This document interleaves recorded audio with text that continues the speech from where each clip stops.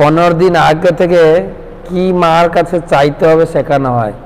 ধনম দেহি জনম দেহি যশো দেহি যদ দেহি, ধন দিন, জন দিন, টাকা পয়সা দিন। তো এখানে বলা যাচ্ছে যে এই সমস্ত কর্ম জীবকে বন্ধনে আবদ্ধ করে।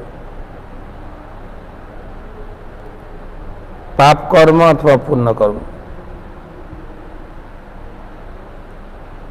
যেরকম আমরা এখানে ভালোভাবে থাকলেও বন্ধনে আছি, আর খারাপ থাকলেও বন্ধনে আছি। মহারাজ একটু দৃষ্টান্ত দিয়ে বলেন যে জেলে 3 প্রকার কয়েদি থাকেন। 3rd ক্লাস কয়েদি, ছোট সেলের ভিতরে তাকে থাকতে হয়, তাকে প্রচুর কাজ করতে হয়, তাকে কম খেতে দেওয়া হয়। তারপরে 2nd ক্লাস কয়েদি একটু উন্নত, কম কাজ করতে হবে, অফিসিয়াল জব, আর ভালো খেতে দেওয়া হবে।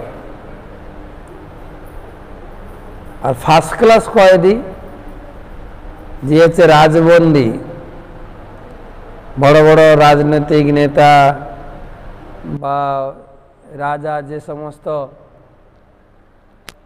অপকর্মে দ্বারা জেলবাস হয়, তো তাদের জন্য হচ্ছে 1st ক্লাস কয়েদি। 1st ক্লাস কয়েদি মানে হচ্ছে রাজবন্দী, ঘরে এসি থাকবে, সব কিছু, মেডিকেল চেক আপ থাকবে, মোবাইল ফ্যাসিলিটি থাকবে, সব কিছু ফ্যাসিলিটি থাকবে। তো কোন প্রকার কয়েদি ভালো? কিছু কিছু লোক বলে 1st ক্লাস কয়েদি ভালো।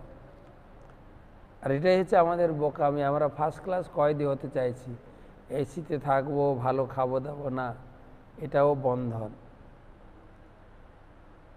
কয়েদি কয়েদি, তার 1st ক্লাস কি, 2nd ক্লাস কি, 3rd ক্লাস। এই জগতেও আমরা সেভাবে বন্ধনে আছি। কেউ ধনী, কেউ গরিব, সবাই বন্ধনে আছে। ভগবান বলছেন এই বন্ধন হচ্ছে জন্ম মৃত্যুর বন্ধন।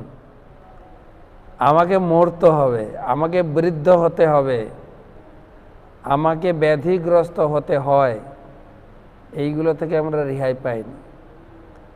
ভগবান বলছেন পুনরায় আমরা যদি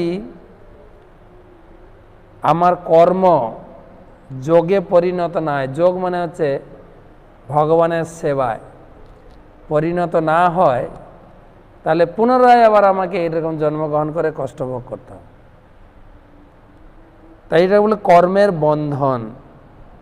যজ্ঞার্থাৎ কর্ম, কেবলমাত্র আমরা যদি ভগবানের প্রীতিবিধানের জন্য কর্ম করি সেটাই হচ্ছে মুক্তি, আর বাকিটা সব কর্মবন্ধন। যেরকম আমরা দেখি না সরকারের ছাড়পত্র